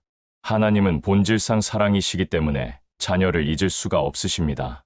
방황하는 자녀를 둔 부모들이 가장 두려워하는 것 중 하나는 하나님이 우리 자녀를 포기하시는 것입니다. 우리 아이가 너무 오래 방황했으니까 하나님도 이제는 포기하셨을 거야 라고 생각합니다. 하지만 하나님은 절대로 우리를 잊지 않으십니다. 자녀가 아무리 멀리 가도, 아무리 오래 떠나 있어도, 아무리 큰 죄를 지어도 하나님은 그 자녀를 잊지 않으십니다. 계속해서 기다리시고, 계속해서 부르시고, 계속해서 사랑하십니다. 보라, 내가 너를 내 손바닥에 새겼고, 그리고 하나님께서는 당신의 사랑이 얼마나 확실한지를 보여주시기 위해 구체적인 예를 드십니다. 내가 너를 내 손바닥에 새겼다. 고대 근동 지역에서는 중요한 사람의 이름이나 얼굴을 손바닥에 새기는 풍습이 있었습니다. 그러면 일을 할 때마다, 손을 들 때마다 그 사람을 기억하게 됩니다. 절대로 잊을 수 없게 하는 방법이었습니다. 하나님께서는 우리를 당신의 손바닥에 새기셨다고 말씀하십니다. 이것은 무엇을 의미할까요? 첫째, 영구적이라는 뜻입니다. 새긴 것은 지워지지 않습니다. 하나님의 사랑도 마찬가지입니다. 영원히 변하지 않습니다. 둘째, 지속적인 기억이라는 뜻입니다. 손바닥에 새겨진 것은 항상 보입니다. 하나님께서는 우리를 항상 기억하고 계십니다. 셋째, 깊은 사랑의 표현입니다. 아무나 손바닥에 새기지 않습니다.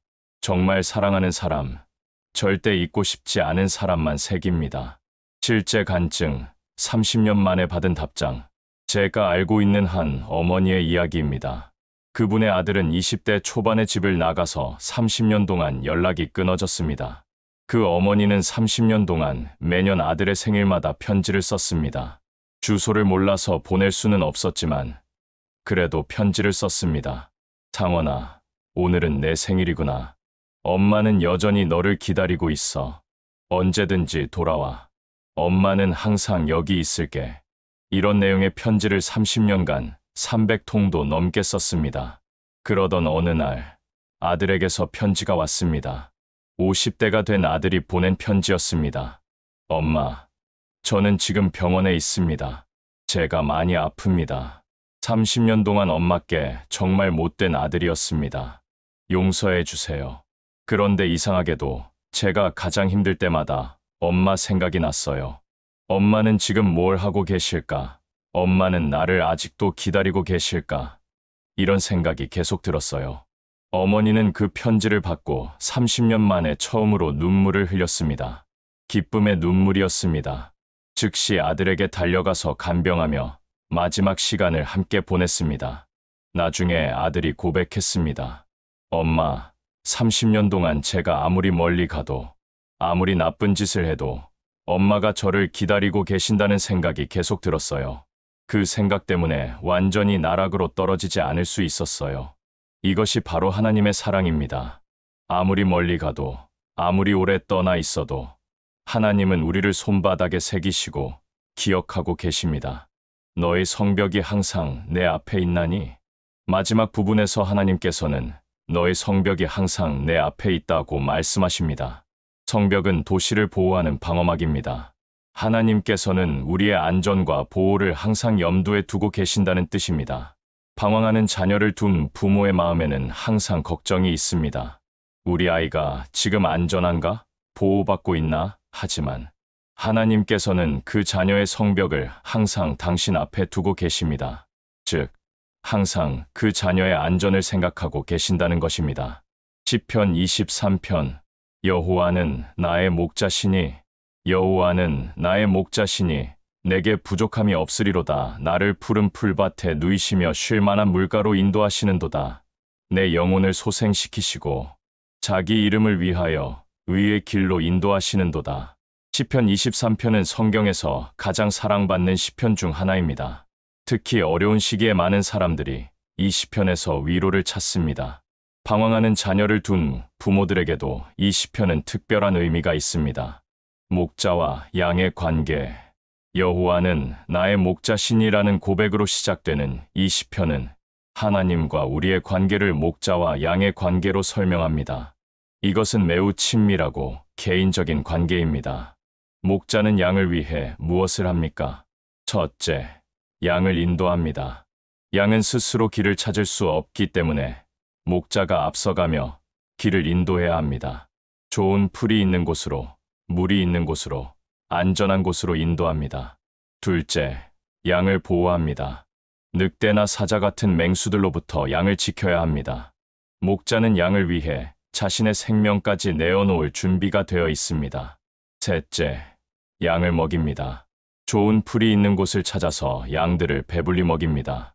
양들이 영양실조에 걸리지 않도록 늘 좋은 꼴을 제공합니다. 넷째, 양을 치료합니다. 상처를 입거나 병든 양을 정성껏 돌봅니다. 기름을 발라주고 상처를 치료해줍니다. 다섯째, 잃어버린 양을 찾습니다. 양 한 마리가 길을 잃으면 99마리를 두고라도 그 한 마리를 찾아 나섭니다. 이 모든 것이 바로 하나님께서 우리에게 해주시는 일들입니다. 그리고 이것이 바로 하나님께서 우리의 방황하는 자녀들에게도 해주시는 일들입니다.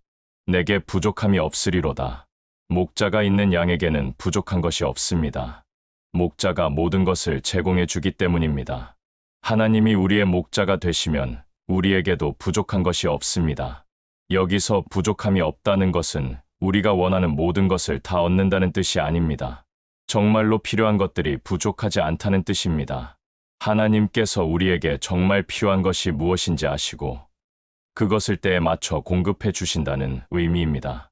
방황하는 자녀를 둔 부모들은 종종 우리에게 부족한 것이 너무 많다고 느낍니다.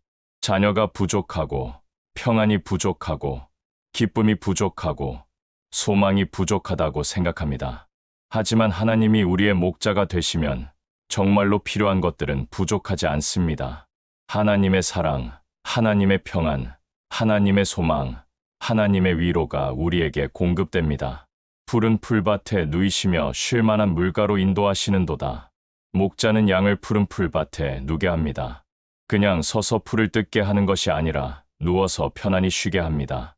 이것은 완전한 안식을 의미합니다. 또한 목자는 양을 쉴 만한 물가로 인도합니다. 급류나 거친 물이 아니라 잔잔하고 고요한 물가로 인도합니다. 양들이 안전하게 물을 마실 수 있는 곳으로 인도합니다. 방황하는 자녀를 둔 부모들의 마음은 늘 불안하고 초조합니다. 밤에 잠을 이루지 못하고 낮에도 마음이 편하지 않습니다. 하지만 하나님께서는 우리를 푸른 풀밭에 누게 하시고 쉴 만한 물가로 인도하십니다. 이것은 하나님께서 우리에게 참된 안식을 주신다는 약속입니다. 환경이 바뀌지 않아도, 상황이 해결되지 않아도 우리 마음에는 하나님이 주시는 평안이 있을 수 있습니다. 내 영혼을 소생시키시고, 소생이라는 말은 죽어가던 것이 다시 살아나는 것을 의미합니다. 시들어가던 것이 다시 푸르러지는 것, 꺼져가던 것이 다시 타오르는 것을 말합니다. 방황하는 자녀를 둔 부모들의 영혼은 종종 죽어가는 것 같습니다. 소망이 없고, 기쁨이 없고, 의욕이 없는 상태가 계속됩니다. 하지만 하나님께서는 그런 영혼을 소생시켜 주십니다. 어떻게 소생시켜 주실까요? 하나님의 말씀을 통해서, 기도를 통해서, 성령의 역사를 통해서 우리의 영혼을 다시 살려주십니다. 새로운 소망을 주시고, 새로운 기쁨을 주시고, 새로운 힘을 주십니다. 자기 이름을 위하여 의의 길로 인도하시는도다. 하나님께서 우리를 인도하시는 이유가 무엇입니까? 우리를 위해서입니까? 물론 우리를 사랑하시기 때문이기도 하지만 더 근본적인 이유가 있습니다. 바로 자기 이름을 위하여입니다. 즉, 하나님의 영광을 위해서, 하나님의 명예를 위해서 우리를 인도하신다는 것입니다. 이것이 더 큰 확신을 줍니다. 왜냐하면 하나님의 이름이 영광받기 위해서는 우리가 회복되어야 하고 우리의 자녀들도 회복되어야 하기 때문입니다. 만약 하나님을 믿는 사람들의 가정이 계속 깨어져 있고 자녀들이 계속 방황한다면 하나님의 이름의 영광이 될까요? 그렇지 않습니다. 오히려 하나님의 이름이 욕을 받을 수도 있습니다. 그래서 하나님께서는 당신의 이름을 위해서라도 우리의 가정을 회복시키시고 우리의 자녀들을 돌아오게 하실 것입니다. 이것이 우리가 가질 수 있는 가장 큰 확신입니다. 방황하는 자녀도 하나님의 양. 여기서 우리가 놓치지 말아야 할 중요한 진리가 있습니다. 우리의 방황하는 자녀들도 하나님의 양이라는 것입니다. 비록 지금은 양 우리를 떠나 있지만 여전히 하나님의 양입니다. 예수님께서 말씀하셨습니다. 나는 선한 목자라. 선한 목자는 양들을 위하여 목숨을 버리거니와. 요한복음 10:11. 내게는 또 이 우리에 속하지 아니한 다른 양들이 있어 내가 인도하여야 할 터이니 그들도 내 음성을 듣고 한 무리가 되어 한 목자에게 있으리라. 요한복음 10:16. 하나님은 선한 목자로서 잃어버린 양을 찾으러 가십니다. 99마리의 양을 두고라도 한 마리의 잃어버린 양을 찾으러 가십니다. 우리의 자녀들이 비록 지금은 하나님을 떠나 있지만 하나님께서는 그들을 찾으러 가고 계십니다. 마태복음 11장 28절. 수고하고 무거운 짐 진 자들아 다 내게로 오라. 수고하고 무거운 짐 진 자들아 다 내게로 오라. 내가 너희를 쉬게 하리라. 나는 마음이 온유하고 겸손하니 나의 멍에를 메고 나에게 배우라. 그리하면 너희 마음이 쉼을 얻으리니 이는 나의 멍에는 쉽고 나의 짐은 가벼움이라. 이 말씀은 예수님께서 직접 하신 말씀으로 고통받는 모든 사람들에게 주시는 초청의 말씀입니다. 특히 방황하는 자녀로 인해 마음에 무거운 짐을 지고 있는 부모들에게 큰 위로가 되는 말씀입니다. 수고하고 무거운 짐 진 자들아. 이 표현은 매우 구체적이고 실제적입니다. 수고는 육체적, 정신적 피로를 의미하고 무거운 짐은 감당하기 어려운 부담을 의미합니다. 방황하는 자녀를 둔 부모들은 정말로 수고하고 무거운 짐을 지고 있습니다. 밤낮으로 자녀를 걱정하느라 수고하고 죄책감과 불안감이라는 무거운 짐을 지고 있습니다. 내가 뭘 잘못했을까? 어떻게 해야 아이를 돌아오게 할 수 있을까? 이 상황이 언제까지 계속될까? 이런 생각들이 마음을 무겁게 누릅니다. 때로는 숨쉬기조차 힘들 정도로 마음이 답답해집니다. 예수님께서는 바로 그런 사람들을 부르고 계십니다. 수고하는 자들아, 무거운 짐 진 자들아 하시며 개인적으로 부르고 계십니다. 다 내게로 오라. 여기서 다라는 말이 중요합니다. 조건이 없습니다. 자격을 따지지 않습니다. 누구든지 수고하고 무거운 짐을 진 사람이면 다 오라고 하십니다. 나는 좋은 부모가 아니라서 갈 자격이 없어. 나는 신앙생활을 제대로 하지 못했어. 나는 기도를 열심히 하지 않았어. 이런 생각들 때문에 주님께 나아가기를 주저하는 분들이 있습니다. 하지만 예수님께서는 다 내게로 오라고 하십니다. 완벽한 사람만 오라는 것이 아니라 바로 부족하고 연약해서 도움이 필요한 사람들이 오라는 것입니다. 내가 너희를 쉬게 하리라. 이것은 예수님의 약속입니다. 단순한 위로의 말이 아니라 확실한 약속입니다. 쉬게 하리라는 것은 무엇을 의미할까요? 첫째, 마음의 평안을 의미합니다. 걱정과 염려에서 벗어나게 해주시겠다는 약속입니다. 둘째, 짐에서 해방을 의미합니다. 감당할 수 없는 부담에서 벗어나게 해주시겠다는 약속입니다. 셋째, 영적 안식을 의미합니다. 하나님과의 관계에서 오는 참된 쉼을 주시겠다는 약속입니다. 나는 마음이 온유하고 겸손하니 예수님께서는 당신의 성품을 소개하십니다. 온유하고 겸손하다고 하십니다. 이것은 우리가 예수님께 나아갈 때 두려워하지 않아도 된다는 의미입니다. 온유하다는 것은 부드럽고 친절하다는 뜻입니다. 우리가 실수하고 연약해도 꾸짖지 않으시고 이해해 주신다는 의미입니다. 겸손하다는 것은 높은 자리에서 우리를 내려다보지 않으신다는 뜻입니다. 오히려 우리와 같은 눈높이에서 우리의 아픔을 이해해 주신다는 의미입니다. 나의 멍에를 메고 나에게 배우라. 멍에는 소나 말이 짐을 끌 때 목에 매는 도구입니다. 여기서 예수님의 멍에는 예수님의 가르침과 예수님의 삶의 방식을 의미합니다. 예수님께서는 우리에게 당신의 멍에를 매라고 하십니다. 즉, 예수님의 방식대로 살라는 것입니다. 예수님처럼 하나님을 신뢰하고 예수님처럼 사랑하고 예수님처럼 용서하라는 것입니다. 나의 멍에는 쉽고 나의 짐은 가벼움이라. 이것은 놀라운 약속입니다. 예수님의 멍에는 쉽고 예수님의 짐은 가볍다고 하십니다. 어떻게 그럴 수 있을까요? 첫째, 예수님께서 함께 메어주시기 때문입니다. 혼자 매는 것이 아니라 예수님과 함께 매는 것입니다. 둘째, 예수님의 능력으로 매기 때문입니다.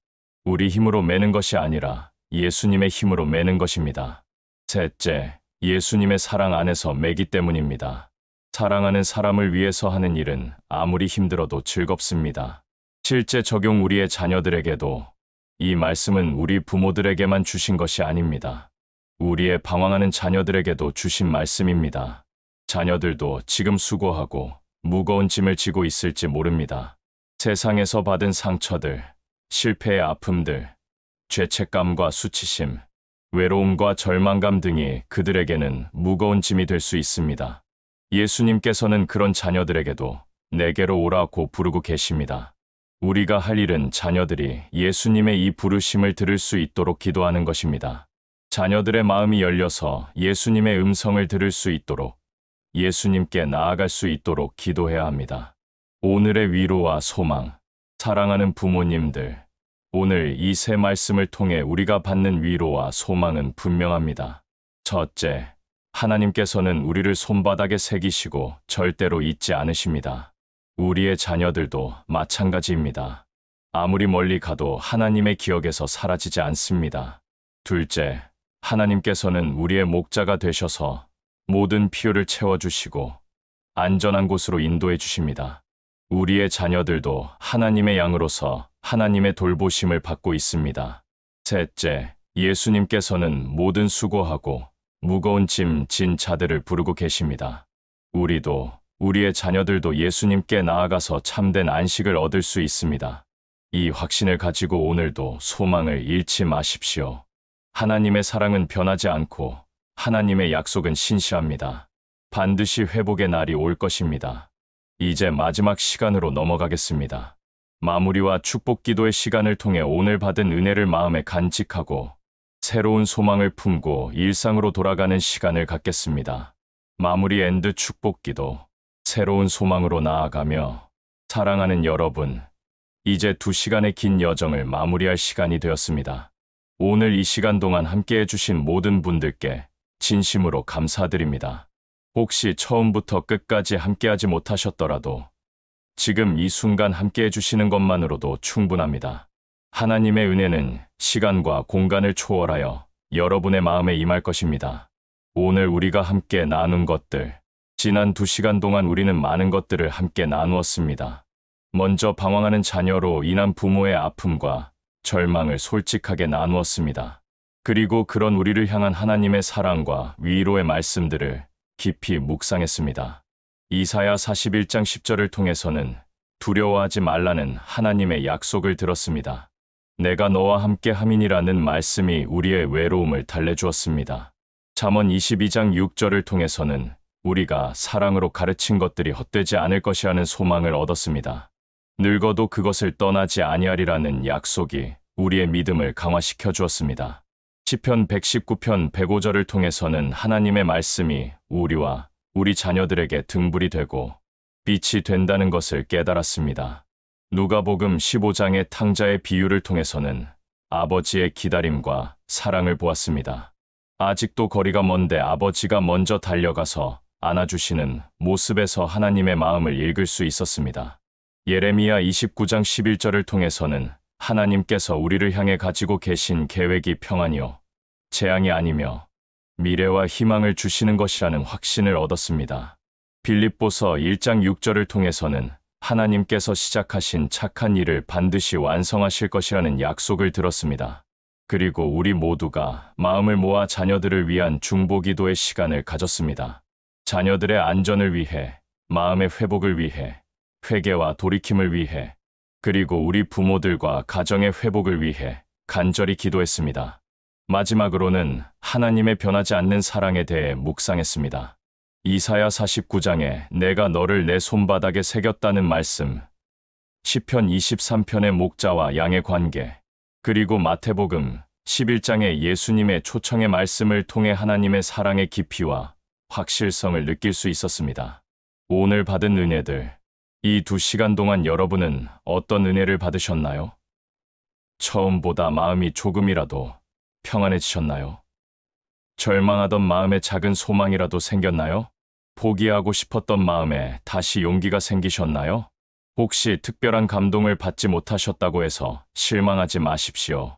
하나님의 은혜는 감정으로만 느껴지는 것이 아닙니다. 때로는 조용하고 은밀하게, 우리도 모르는 사이에 우리의 마음 깊은 곳에서 역사하십니다. 하나님의 말씀은 살아있고 활력이 있습니다. 오늘 여러분이 들으신 말씀들이 여러분의 마음에 씨앗으로 심어졌습니다. 그 씨앗들이 때가 되면 싹이 나고 자라서 아름다운 열매를 맺을 것입니다. 이사야 55장 11절에서 하나님께서는 말씀하십니다. 내 입에서 나가는 말도 이와 같이 헛되이 내게로 돌아오지 아니하고 나의 기뻐하는 뜻을 이루며 내가 보낸 일에 형통함이니라. 오늘 여러분이 들으신 하나님의 말씀은 헛되이 돌아가지 않을 것입니다. 반드시 여러분의 삶에, 여러분의 가정에, 여러분의 자녀에게 역사할 것입니다. 이것을 믿으시기 바랍니다. 앞으로 우리가 해야 할 일들, 오늘 이 시간이 끝난다고 해서 모든 것이 끝나는 것은 아닙니다. 오히려 이제 시작입니다. 오늘 받은 은혜를 바탕으로 앞으로 우리가 해야 할 일들이 있습니다. 첫째, 기도를 지속하십시오. 오늘 드린 기도가 일회성으로 끝나서는 안 됩니다. 매일 계속해서 자녀를 위해 기도해야 합니다. 아무리 응답이 보이지 않아도, 아무리 상황이 나아지지 않는 것 같아도 기도의 끈을 놓지 마십시오. 누가복음 18장에서 예수님께서는 과부와 재판관의 비유를 통해 항상 기도하고 낙심하지 말아야 할 것을 가르치셨습니다. 지속적이고 끈질긴 기도가 필요합니다.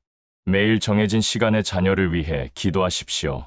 가능하다면 부부가 함께 기도하고 가족이 함께 기도하십시오.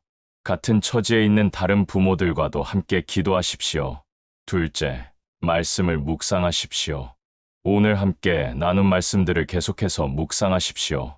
한 번 듣고 끝나는 것이 아니라 반복해서 읽고, 외우고, 마음에 새기십시오. 특히 어려운 순간이 올 때, 절망하고 싶을 때, 포기하고 싶을 때, 이 말씀들을 다시 펼치십시오. 하나님의 약속들을 다시 묵상하십시오. 그러면 다시 힘을 얻고 소망을 회복할 수 있을 것입니다. 성경을 읽을 때는 단순히 정보를 얻는 차원이 아니라 하나님과의 개인적인 만남의 시간으로 만드십시오. 하나님, 오늘 이 말씀을 통해 무엇을 말씀해 주시는지요? 라고 기도하며 읽으십시오. 셋째, 믿음을 포기하지 마십시오. 앞으로도 여전히 어려운 일들이 일어날 수 있습니다. 자녀의 상황이 더 나빠져 보일 수도 있고, 소식이 더 오랫동안 끊어질 수도 있습니다. 그럴 때마다 믿음이 흔들릴 수 있습니다. 하지만 믿음을 포기하지 마십시오. 보이는 상황에 흔들리지 마십시오. 하나님의 약속은 변하지 않습니다. 하나님의 사랑도 변하지 않습니다. 히브리서 11장 1절에서 믿음은 바라는 것들의 실상이요, 보이지 않는 것들의 증거니라고 말씀하셨습니다. 믿음은 보이는 것에 근거하는 것이 아닙니다. 하나님의 약속에 근거하는 것입니다. 넷째, 사랑을 포기하지 마십시오. 자녀가 아무리 상처를 줘도, 아무리 실망시켜도, 아무리 연락을 끊어도 사랑하기를 포기하지 마십시오. 조건 없는 사랑, 변하지 않는 사랑을 보여주십시오. 때로는 직접적으로 사랑을 표현할 수 없을 때도 있을 것입니다. 자녀가 멀리 있거나 연락을 거부할 때도 있을 것입니다. 그럴 때는 기도로라도 사랑을 전하십시오. 마음으로라도 사랑을 보내십시오. 하나님의 사랑이 그렇습니다. 우리가 하나님을 멀리할 때도, 우리가 하나님께 등을 돌릴 때도 하나님은 계속해서 우리를 사랑하십니다. 우리도 그런 사랑으로 자녀를 사랑해야 합니다. 다섯째, 소망을 잃지 마십시오. 아무리 절망적인 상황이 와도 소망을 잃지 마십시오. 하나님께는 불가능한 것이 없습니다. 사람으로는 할 수 없는 일도 하나님으로는 하실 수 있습니다. 로마서 4장 18절에서 아브라함에 대해 그가 바랄 수 없는 중에 바라고 믿었으니 라고 말씀하셨습니다. 인간적으로는 바랄 수 없는 상황에서도 하나님의 약속을 붙잡고 소망을 잃지 않았습니다. 여러분도 아브라함처럼 바랄 수 없는 중에서도 바라시기 바랍니다. 소망이 보이지 않는 상황에서도 소망을 붙잡으시기 바랍니다. 실제적인 도움들, 마지막으로 실제적인 도움이 될 만한 것들을 제안드리겠습니다. 첫째, 지원 그룹에 참여하십시오. 같은 어려움을 겪고 있는 다른 부모들과 함께 하십시오. 서로의 아픔을 나누고 함께 기도하고 서로를 격려하십시오. 혼자서 이 어려움을 감당하려고 하지 마십시오. 많은 교회에서 이런 지원 그룹들을 운영하고 있습니다. 만약 여러분의 교회에 없다면 만들어 보십시오. 몇 명이라도 함께 모여서 기도하고 말씀을 나누십시오. 둘째, 전문적인 도움을 받으십시오. 필요하다면 전문 상담사나 목회 상담사의 도움을 받으십시오. 신앙적인 접근과 전문적인 접근이 함께 이루어질 때 더 큰 도움을 받을 수 있습니다. 특히 우울증이나 불안장애 같은 증상이 나타날 때는 반드시 전문가의 도움을 받으십시오. 이것은 믿음의 부족이 아닙니다. 하나님께서 주신 지혜와 의학 기술을 활용하는 것입니다. 셋째, 자기 관리를 소홀히 하지 마십시오.